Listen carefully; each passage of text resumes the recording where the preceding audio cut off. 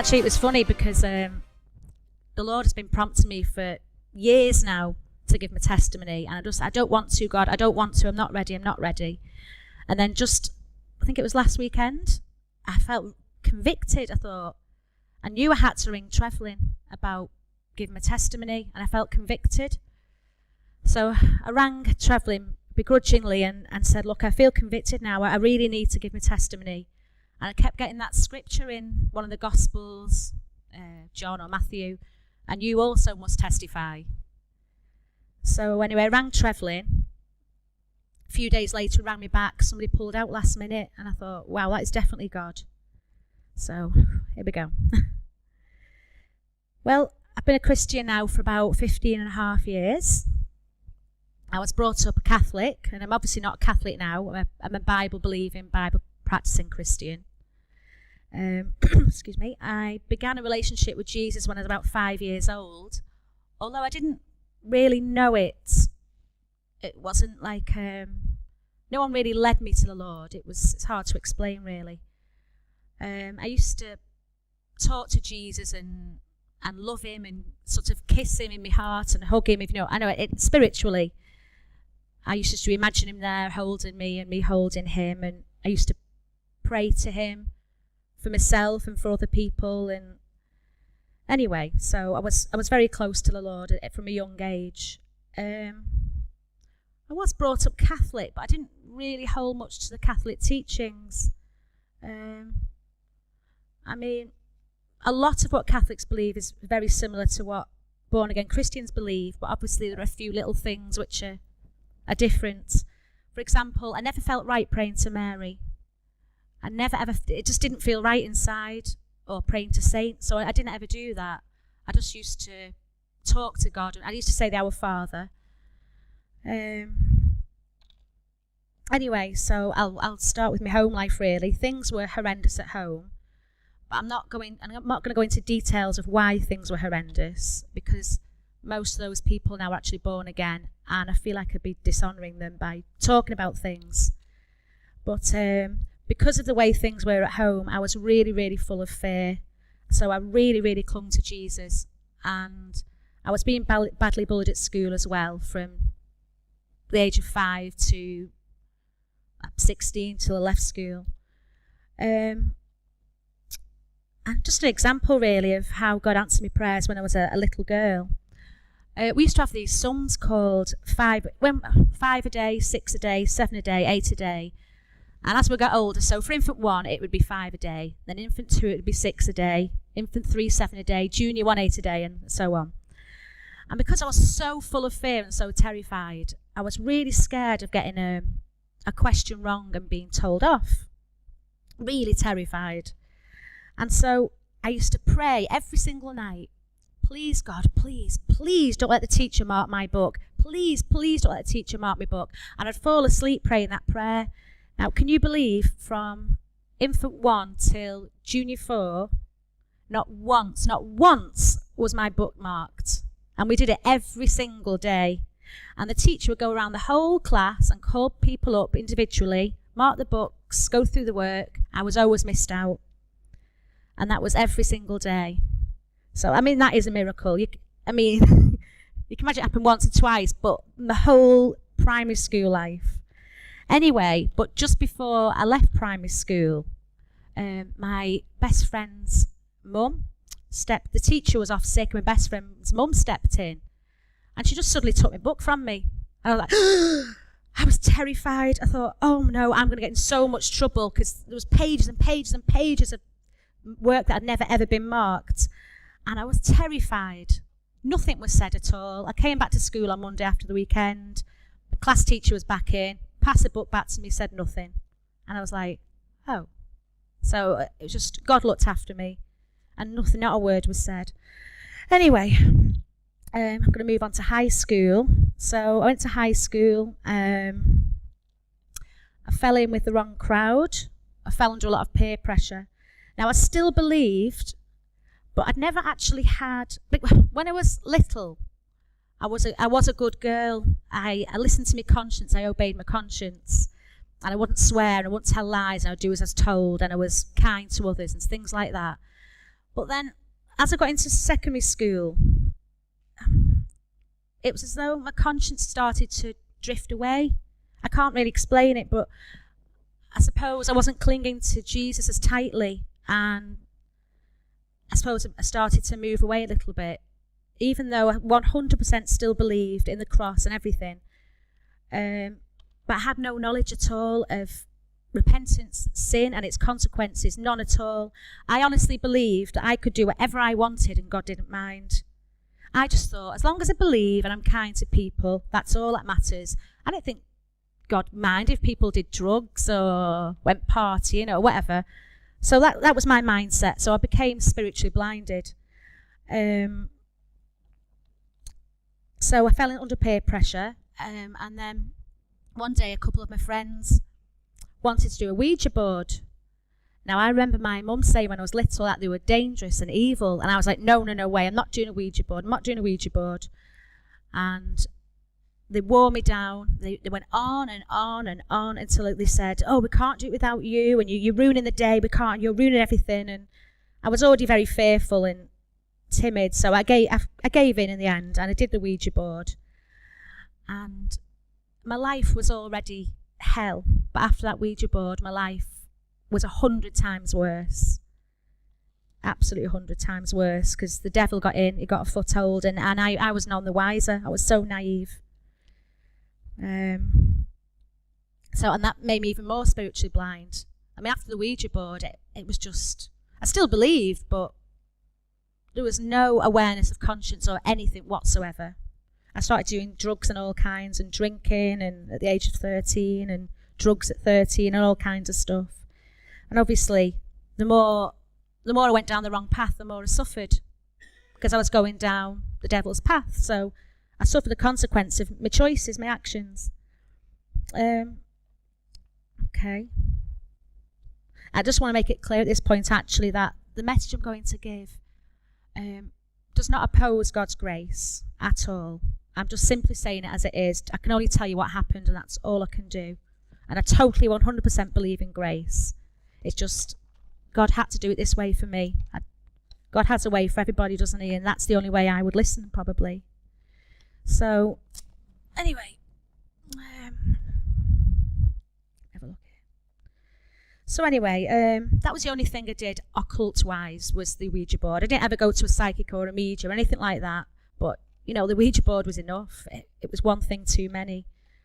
And when I was 15 years old, I got into a serious relationship for about 9 months with a boy from school, and he really whipped me off my feet. He told me he loved me all the time, and no one had ever told me that he loved me before. So it was all new to me. It was like, wow, this person really, really loves me, and I'd never felt so much love from somebody.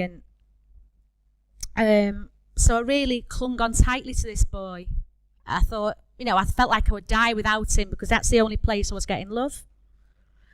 Anyway, he finished with me after 9 months, and I was broken-hearted. And from that point, I became suicidal until my 30s, really. I mean, even after I became a Christian, I was still suicidal, because I was still being healed, and I'm past that now, thank the Lord. Anyway, so I left school at 16, and I was really desperate to feel loved. Really, really desperate. I was very fearful. I was extremely naive, especially when it came to men. I was very, very lonely, and I was attracted to all the wrong men, violent men. So when I reached 17, I went out with a man who was much older than me. Now, he was extremely abusive in every way imaginable. I'd like spit on me and throw beer over me and all sorts of things, kick me, and called me a stupid little girl. And he said if I didn't do what he told me to do, that he'd go with a woman up the road. And I was with that man for about 4.5 years. And then, I mean, it was 99% of the time it was a bad relationship, and 1% of the time there was nice moments where he would throw me the odd bone, you know, tell me he loved me, so I'd keep going back for more, because I was so desperate to feel that love. And then we were on holiday once, and just to prove that God's hand was still on me, we went swimming where we shouldn't have gone swimming. We jumped in off this cliff. Can't think where it was now. I think it's Gran Canaria. And there was a really, really strong undercurrent. And the guy, I'm not going to mention his name, he managed to get out okay. But I started drifting out to the sea. And to look at it looked fine. The sea looked calm. But there was this really strong current, and it was pulling me into the sea. And you know when you just know, I don't know if ever you've been near death, but you think, I'm going to die. And I knew that I was about to drown because it was very, very strong. And I was swimming and swimming against it, and I could not get back to the shore. So it's pulling me further and further out. And this guy, he was just sort of nervously laughing, not really knowing what was going on, because all he could see was just me doing this. And obviously he couldn't feel the undercurrent because he'd got out. As I jumped further out than him, you see. So anyway, just at that point when I thought, I am going to drown, oh no, a wave, it's really weird, a wave picked me up, and I was sat on the wave, and it lifted me, the biggest wave I've ever seen in my life, lifted me and put me back on the cliff. And it was like when a surfer rides the waves, except I was just sat on it. And it lifted me back on the cliff and put me down. I thought, weird. And I knew it was God at the time, but because I wasn't walking with the Lord, it was quickly snatched away from me, the memory. I knew it was God, and then, well, it was God. I think that was God. I knew it was God, and then that was that, and forgot all about it. Anyway, things got worse and worse with this guy, and towards the end of the relationship, he tried to kill me. And I won't go into lots of detail, but he strangled me, and for a good probably a few minutes, and I know that I died. I know that sounds weird, but I know that I died. You can't strangle someone for that long with the way he did it without dying. I just remember I couldn't move, and I really, really don't want to go into too much detail because it does still traumatise me. So I'll just tell you briefly. Basically, at the point where I died, I was starting to feel the pain and the terror started to drift away. And I thought, I'm going to die now. And I thought, my parents will never know where I am, because they didn't know where I was that night. But they'll never know where I am. And I was thinking all these things. I bet he'll hide my body. And I was just thinking all these things. The pain and terror drifted away. And then I felt like a release. Like my spirit came out my body. And I was looking at my body. And I could feel it. And I could see it. So I knew I was dead at that point. But it was physical. We speak about life after death. I was dead, and this was physical. I could see my body, and I could feel everything, and I was still thinking all the thoughts. And then my spirit started whizzing really, really fast, really, really quickly down. It seemed like a dark, narrow tube, and it just seemed to be going down into the earth, whizzing around and around and around. I think now, looking back, it was probably hell. But yes, I did believe, and God didn't let me die. Now that's God's grace and mercy. I'd never ever repented because I didn't know what repentance was. I was so far away from God, yet I still had that, that burning belief. And I know if I'd not had that faith in Christ, I would be dead and in hell now, and I know that. But because of my faith, the Lord had mercy on me. Why I was whizzing down into hell, I don't know. Whether it would have just been momentary and then I would have been lifted into glory. I have no idea, but God wasn't going to let me die anyway. So I was whizzing down into hell, and then God just brought me back to life, and he opened my eyes. And when he opened my eyes, the man who was strangling me, he was still lying on me with his, when he opened my eyes, he looked shocked and yet relieved at the same time. I always remember the look on his face. It was like, oh, thank goodness I've not killed her. But he looked shocked as well. As I could tell it, he thought I was dead. It's, oh my goodness, thank goodness she's not dead. So anyway, I think he got off me at that point, and he ran to the sink and got a knife. I managed to get up. I tried to leave, but he threw me back down and started to try and put a knife into me heart. I was screaming and screaming and screaming. And again, just at the point where I thought I was a goner, I was screaming, please, please don't kill me, don't kill me. I can only describe it as, it wasn't a physical light, but I could still see it. A light came over me in an amazing peace, and I could see the light spiritually, but it wasn't like a physical light. It's really hard to explain. I was obviously seeing things in the spirit realm, and this amazing peace came over me. And I just found myself saying, okay, I'm not going to say the guy's name, but I found myself saying, all right, come on now, bleep his name, calm down, it's all right. And I was talking to this man like a baby, like I was his mother, calming him down. And had this overwhelming peace and light not come over me, I wouldn't have been able to do that. Because the words were just coming out my mouth. It wasn't even me saying it. It wasn't me. I don't know where the voice was just coming from within, and I calmed him down.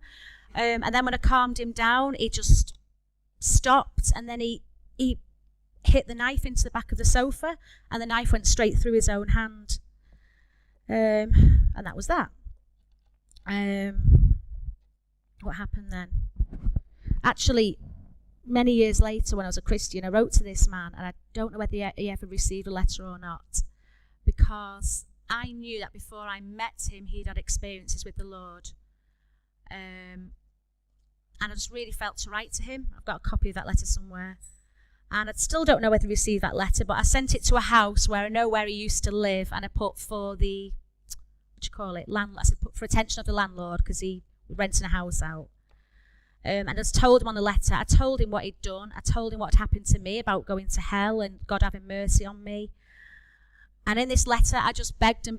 I said, please, come to the Lord and repent and change your ways. And God loves you so much. And I reminded him in the letter of what he told me about himself before he met me, about the experiences he had had. So I reminded him of that. And then, and I said to God, because every now and again I'd see this man at Asda Westbrook, and I'd walk past him. I'd never speak, obviously. I just used to see him sometimes, and he'd put his head down, or I'd look the other way. And but then the last few times I'd seen him there, it started to give me nasty looks, like unforgiving, bitter looks. And he was a very, very, very, very unforgiving man. The whole time I knew him, he was always trying to get revenge on people. He was very bitter, always trying to get revenge on his ex and revenge on that person. He would never let anything go. Didn't see an ounce of mercy in him at all. And so I saw him at Asda a few times, and he gave me nasty looks. And then I prayed. I said, please, God. I said, I want to know if he's received this letter. I said, give me a sign. I said, if he receives this letter and reads it, I said, next time I walk past, if I see him again in Asda, let him smile at me. Well, nonetheless, I saw him. I posted the letter. So I believe he has had the letter. That's what I believe, because I know God answers prayer. And I walked past him in Asda, and he smiled. Now, if you know him, that is an absolute miracle, because we're talking about somebody who was so full of hatred and revenge. I mean, for example, some Indian people were crossing a zebra crossing once, and he actually sped up. He sped up to run them over because they were Indian, because he literally hated everybody. And he shouted something out the window. He swore at them and said, back to your own country type of thing. That's the type of man he was. He really hated everybody. I was just too weak just to pull away from him. I was just so desperate to be loved. I was just too weak. I just didn't want to be alone. And so him smiling is an absolute miracle. So I believe he got the letter. Anyway, what happened then? So I eventually came away from this guy, and can you guess what I did? I jumped straight into another violent relationship with another man. So I went from one to the next. And it just shows really about that cycle of abuse. Unless God, because I still wasn't born again, unless God breaks that cycle of abuse, there's no escaping it at all. You just keep going for the wrong people. The same things just keep happening. So I went straight to this other relationship with my daughter's father. My daughter's almost 17 now. He's not on the scene. He has nothing to do with my daughter, but that's his choice. He never has done. I wasn't with him after my daughter was born. I was only with him about a year. And this guy was really mentally abusive and physically, and he was on drugs. And he always became violent after drinking. Even if he just had one mouthful, he'd become violent after drinking. And I was 9 months pregnant. I was actually overdue. And he pulled me down the road by my hair, screaming whore at the top of his voice. And everybody in the neighbourhood just stood at the windows and doors and watched. And it was in the daytime, in the afternoon, and nobody did anything. They all just stood there and watched this man, my daughter's father, pull me down the road by my hair, heavily pregnant, screaming whore at the top of his voice. But then, out of the blue, my friend appeared. And as soon as my friend appeared, he ran off scared. So that was that. Let me have a little look here. So my daughter was born. That was a miracle as well. So I was all alone in the labour room, screaming God at the top of my voice. God, God, God, God, screaming and screaming and screaming. My daughter's father had overslept. He'd slept through the alarm or something, I don't know. He got there hours later.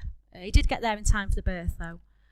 So I was just there screaming, God, God. I was in absolute torture, agony. To me, for me, the childbirth was, it was like the pain was something like being burnt alive. It was absolutely the most traumatic thing ever. And right at the end, where she wanted to cut me, the midwife needed to cut me, and I begged her, no, crying, no, I couldn't take any more pain. I literally could not take any more. And she said, I've got to, she said, I've got to do it now. And I went, please, and I begged her, no. And then all of a sudden, it was really weird. This voice spoke out of me, and it wasn't me, and I'm just going to move the microphone away a little bit. The voice said, wait, like that.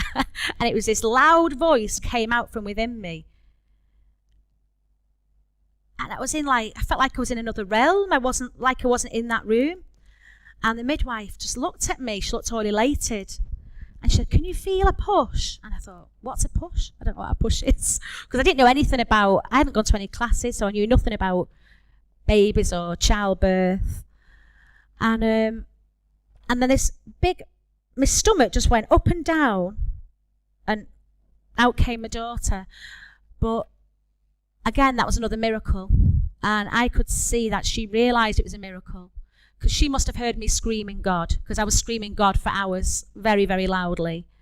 And when I said wait, her face just filled with light. And so that's another nice little miracle there. Right, so eventually I ended things with my daughter's father, and I went out with someone else. And that lasted about 8 months. He ended it. He wasn't ready for the commitment with the baby, and that's fair enough. He was a lot younger than me, and I don't blame him for that at all. But at the time, obviously, I was devastated, because I felt like I loved him.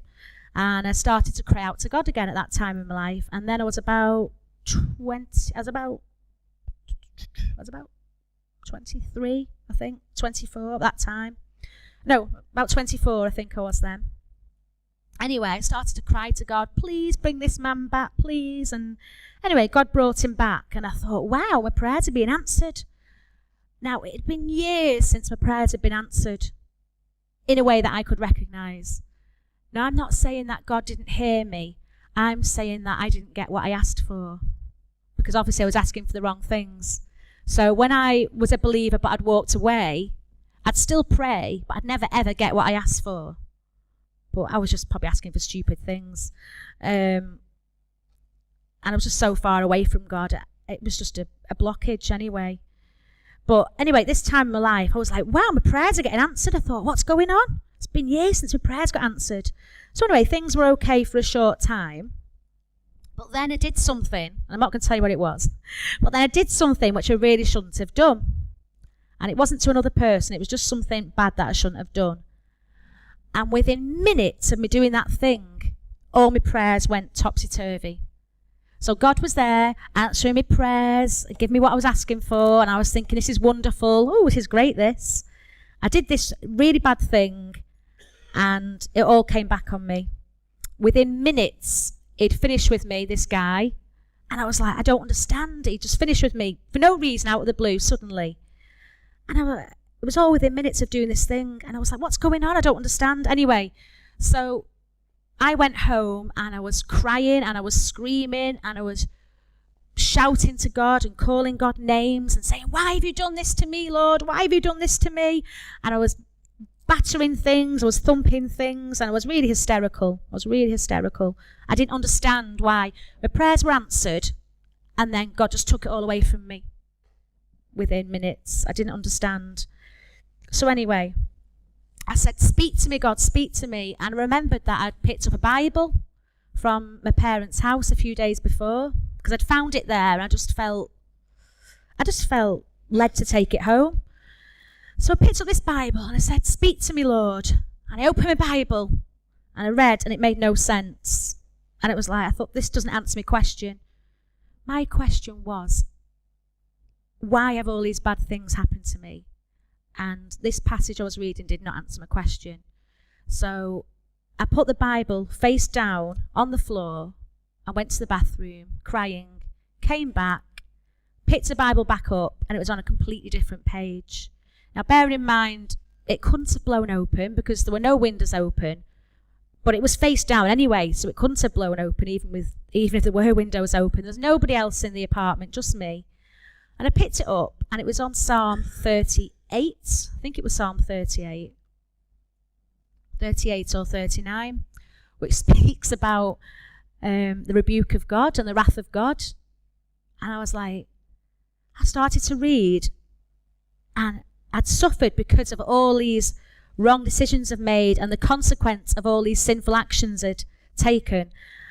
And immediately, the blindness, the spiritual blindness was ripped away from me, and everything became clear. It was just like the light switched on. I was like, oh, it was like my whole life had been a lie. I'd had this mindset, this belief for years. God doesn't mind what I do. I can do what I want. It doesn't matter. God doesn't mind. And it was just like my whole life was a lie. And I was like, oh my gosh, God does mind. God doesn't want me to do drugs. God doesn't want me to lie. God doesn't want me to whatever, all these different things. And I was crying, and I just repented there and then. And I said, Lord, let your will be done for my life. So I don't want my will anymore. I want your will. And I just said, I'll never do any of those things ever again. Oh, you say it at the time. I've still slipped up. But I try not to. I try to do the right thing. So I repented, and I turned away from all those things. And at that point, I was what we call a born-again Christian. Now, where am I? So at that point, in that first year of being born again, I saw lots and lots of miracles, lots of visions, lots of miraculous dreams, and all kinds of God speaking to me audibly and through the Bible, and lots of different miracles. And at one point, I remember I was in my parents' house. I was in the back room praying upstairs in the back bedroom window. And I was looking out the window, and I was praying. And then I saw in the sky, and I don't really think it's called a vision. I don't really know what it is. I was just seeing it the way I'm looking at you now. It was just there. And it was just, I could see heaven in the sky. And God sat on his throne, not his face, just an outline. And I could see people to his left and right. And I could see that God on his throne, he was holding a long scepter or rod or whatever you want to call it. And I was just looking at this thing in the sky. Thinking, why are you showing me this, Lord? And then I just heard these words, waiting. I said, waiting. And it said, waiting to return. I'm like, oh. And I looked away for a split second, looked back, and it had gone. I was like, wow, waiting to return. And that was about 4, I hadn't been born again. I think that happened within months of being born again. So it's just less than 15 and a half years ago when Jesus said he was waiting to return. So I'm still waiting for that. Aren't we all? Actually, there was another time as well. It was really embarrassing. Another miracle I saw. It was so embarrassing. I was going to London and I didn't have a clue which way to go and I was getting lost. And my mum was at home praying with her friend because she was worried about me going to London on my own at night time in my car, because my car was an old heap. She was worried it wouldn't make it and everything. And I was praying too, driving along, and I was lost. And then I went into this garage, filled up with fuel. And I went into the garage and I said to the man behind the kiosk, so, can you tell me where such a place is? I can't remember the name of the place now. And just as I spoke to him, the bell on the door rang as though somebody else had just walked in. So I turned and looked, and there was a tall black man stood at the door. And I remember he had like electric blue eyes, like a gas flame. And he said, I'm going to make up the name. Let's just say it was Sussex. Okay, I can't remember where it was now. He said, no, you're going to Sussex. I said, oh yeah. And I said, why are you going there? He said, follow me. And then he vanished. I want to say vanished. I turned away for a split second to look at the man behind the kiosk. I looked back and the man had gone. And he had no time at all to vanish, because he was stood in the doorway with the door shut. And I said, that's weird. And I went walking around the shop looking for him. I went into the forecourt looking for him. No sign of him whatsoever. He'd vanished in a second. And I turned to the man at the kiosk and I said, where's that man gone? And he looked at me like I was a complete nutter. And it dawned on me he didn't see him. And he was just looking at me like this. And I said, the man, where's he gone? The one who was just talking to me. He said, follow me. Where's he gone? He was just going, just like, it was so embarrassing. And it just so embarrassing. I just hope and pray that he watched the CCTV and could see him. I don't know, but it's doubtful considering he couldn't see him at the time. So I was I was glad that an angel had appeared to me and amazed, but I was also highly embarrassed. I thought he must have thought I was a right nutcase. But then I heard somebody else, another Christian, say that a black man had appeared to them as an angel with bright blue eyes. And I thought, where's my confirmation? But I knew it was anyway, because he had no time to vanish like that. So I'm up to now. So anyway, I started trying out different churches. I was rejected by a few churches. And I know we always say you'll never find the perfect church. And I don't expect to find the perfect church because people are not perfect. I know people are not perfect. But the problem was I was rejected by the leaders and the pastors. And to me, that was a big issue, because I thought, well, they're the focal point for the church. They're the ones you're looking up to. They're meant to shepherd the flock and nurture you, not set the face against you. So because it was the leaders and the pastors who were treating me badly, I thought, I don't want to be here. I thought, I want to be in a church where I'm loved and appreciated. I was already a mess, fearful, and I was broken. I was a mess. I needed nurturing. I didn't need people to be against me. So anyway, I think that, this is just my thoughts, but I think the reason for that, it wasn't all churches. I'm talking about 3 churches. I believe the reason for that was I was a single parent. They didn't know anything about me. They'd never ever heard my testimony. And I was into fashion and I liked to dye my hair, and I was always, even when I was going through hell, I was still always put on a brave, smiley, happy face and be bubbly. And I just think they judged me by my appearance. And when I used to pray and cry to God, and that's all that would come to me, they just judge me by appearance, because God looks at the heart, doesn't he? Actually, I just want to make it clear here that I wasn't a gossip and I wasn't a slanderer. I could understand if people might be thinking, what did you do wrong? What did you do wrong for the leaders and pastors to reject you? I know you can only take my word for it, but one day I've got to, I've got to give account for myself to the Lord.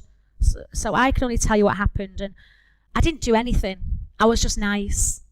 I've never gossiped. I've never been a gossip or a slanderer. That's not me, or a troublemaker. I just like to get along with everybody and just try and do the right thing and try and make people happy. Probably a bit of a people pleaser, which is not good, but that's just who I am until I'm being healed, being delivered, obviously. So I just think they got the wrong impression of me. I don't know why. Maybe other people gossiped. Maybe other people slandered me behind my back, and maybe tales got twisted and things got back to them that weren't true. I don't know. All I know is they didn't like me at all. One pastor said to me, she called people up for prayer. And so I went up for prayer, and she said, "What's the problem?" And I said, I'm just going through some really dark times. And she looked at me like this and said, "Well, the only reason I know for suffering is sin." And I thought, it broke my heart, and I thought, you don't even know me. And that's not even biblical. Yeah, we can suffer because of sin, because the devil gets a foothold, and there are consequences of our actions if we deliberately rebel against God, if we deliberately don't do God's will. Yes, there are. We can suffer because of sin, but that's not the only reason. And we all know it. I mean, even the disciples are persecuted, and Job and Jesus, were persecuted because of the gospel. So sin is not the only... Am I getting that right? Just because you suffer, it doesn't mean you're sinning. That's all I'm saying. But she'd already made up her mind about me for whatever reason. Anyway, her husband was a pastor, and I don't think she was a pastor then. I think she is now. He invited 2 people to come and speak who I'd never met in my life. They didn't know me. I didn't know them. And they were speaking on healing, and they stood on the stage in this church, and they called out healings, and they said, someone's got a broken toe, someone's got a sore back, and things like that. They called out, somebody has a frozen left shoulder. Now that was me. My left shoulder was completely frozen. I couldn't lift my arm any higher than there. I couldn't put my coat on and stuff. I've been in agony for a long time. And I thought, that's me, they've called it out. So I knew that God wanted to heal me. And they said, right, if we've called out your injury, or if anyone's suffering and we've not called it out, they said, just get the people around you to pray and rebuke that thing and cast it off.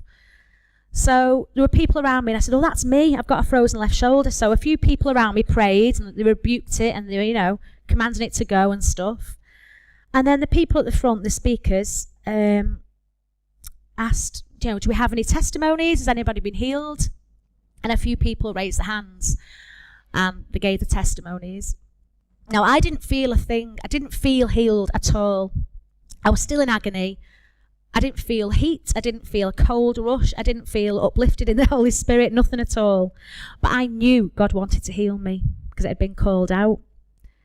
So right at the end, they said, any more? Has anybody else got a testimony? I thought.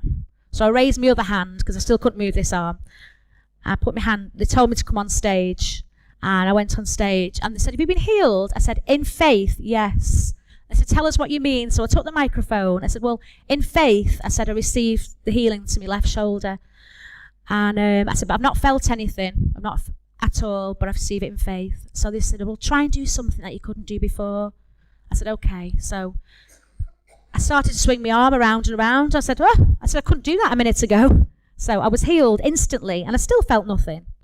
So anyway, the week after that, the pastor stood on stage and in front of everybody said, I don't believe we can receive healings in faith.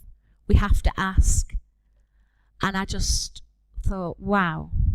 There was only one person who said on that stage that they received their healings in faith, and that was me. I was the only person who had said that. So he couldn't have been speaking about anybody else. And he got on stage in front of everybody and said, I don't believe we can receive healings in faith. And I thought, wow. So you basically, everyone here now is going to think either A, I'm a going to think I'm a charlatan or a liar. Well, a charlatan is a liar, isn't it? And I just couldn't believe what I was hearing. I thought, you may as well have got up there on that stage and said, Susan Clucas is a liar. So I was really devastated, and I thought, I'm not sticking around any longer, because that was like the breaking point for me. A few other things had happened, and that was the breaking point. I thought, I can't go back to this church. But the thing is, that pastor's brother, now he knew it was genuine, because the week before the speakers were invited, I told him that I couldn't help him with the equipment because I couldn't move my shoulder. Now, I had no idea those speakers were going to be invited the week after. So all the proof is there, but he didn't He didn't accept my healing at all. So yeah, I left that church. I went to work at a prayer line. It's on God TV, and I wish it wasn't. We've got to be really, really careful what we watch and what we give money to. And I'm not saying, there are some really, really good programs on God TV, really good, genuine ones that I love, but there are also some who just want your money. And I didn't know at the time when I went to work for them. And I went to work for this prayer line anyway. And I really loved my work. I really loved it. I loved helping people on the phone, and I really enjoyed my work. But the boss was a really bad bully. And it wasn't just me she bullied everybody. But because I was probably the biggest doormat there, I got bullied the most. Because, I hated confrontation, and I still do. I obviously hope God's healing me of that as well. But so she was a really bad bully. And one day they came into the office and said, when people ring up wanting to donate to these poor children, they'd show adverts on TV of poor starving children with nothing, living in filth. They'd show the advert, and then they'd display the telephone number saying, call now and donate. So people would donate thinking they were giving to these poor starving children. But then the boss came into the office and said to us that she'd had an order from above that when people ring, we were not to give it to the poor starving children, but to give it directly to this prayer line, which means it goes on expenses and wages. And the expenses were lavish, ridiculous. Anyway, I said, I am not doing that. I said, there's no way I'm doing that. It's stealing, isn't it? It's fraud. So people used to ring, and I'd be like, no, I'm not doing it. It's total fraud. So it was a really, really bad place to work. They're still going now, actually. And I've prayed. I wrote to the people a few times, the bosses, the people at the top. Never had a reply. They either A, don't believe it, or B, they know and they don't want to change.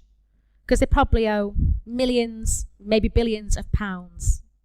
People think they're donating to these poor kids, and they're not. They're donating to keep their expenses high. Anyway, one day the boss, she used to lie, and everyone knew what she was like, and she used to scream at me, and I mean really scream at me, call me names even. And this one time, her rage was so bad, it was like a demonic rage, it was so bad, I was just in complete shock.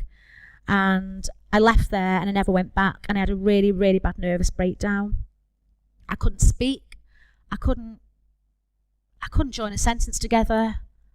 I'd talk like that, and I'd forget what I was about to say, and I was just in shell shock. I was just so traumatized.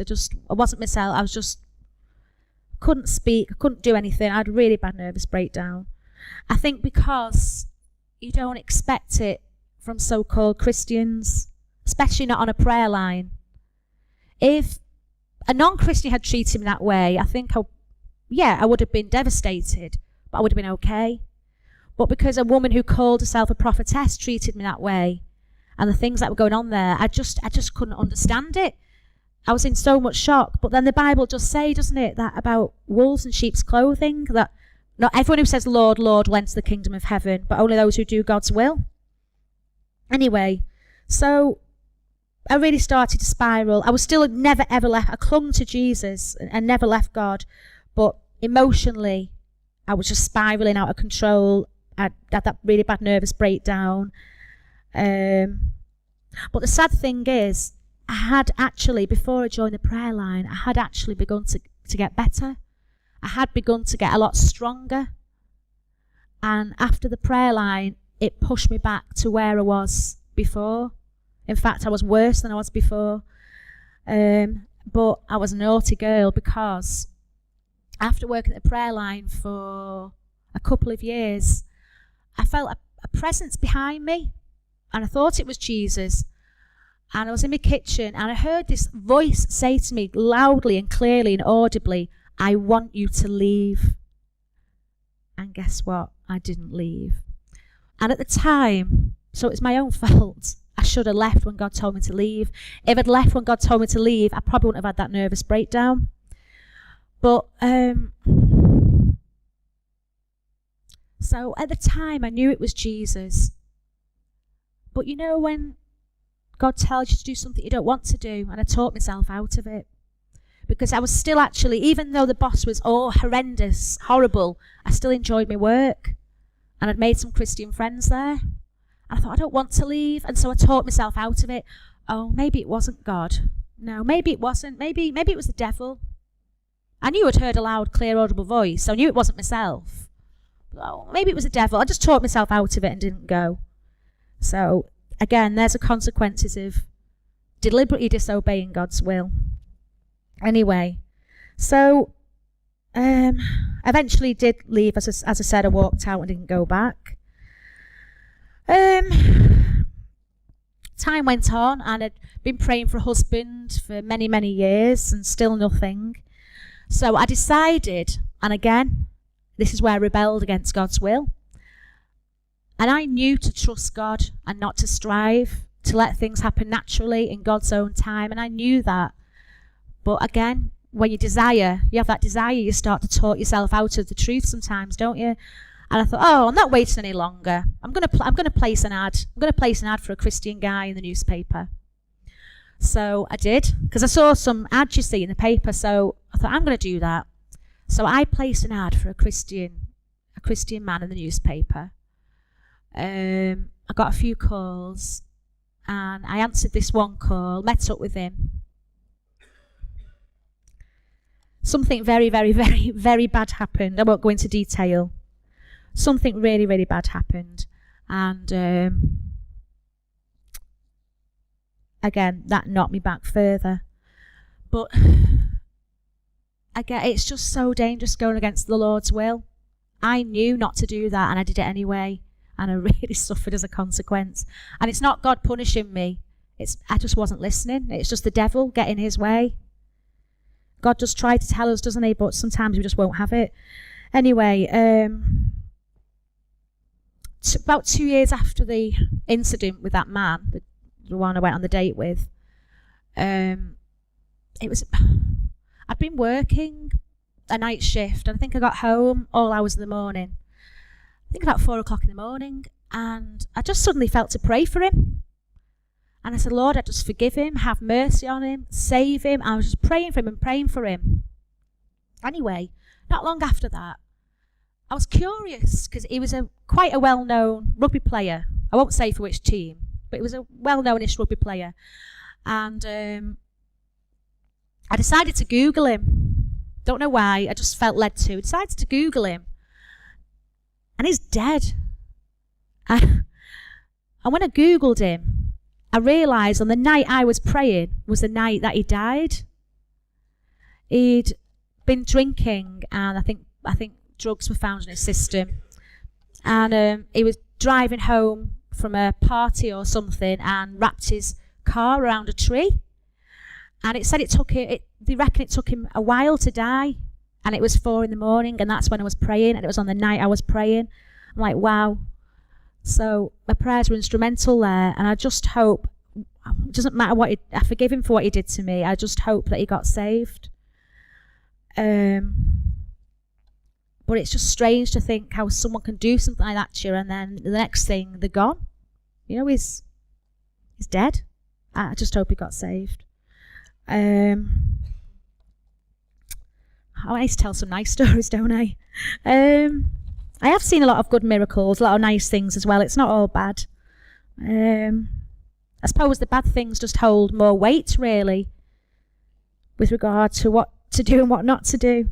But I have seen a lot of nice miracles. For example, my daughter and I once were praying the Our Father prayer.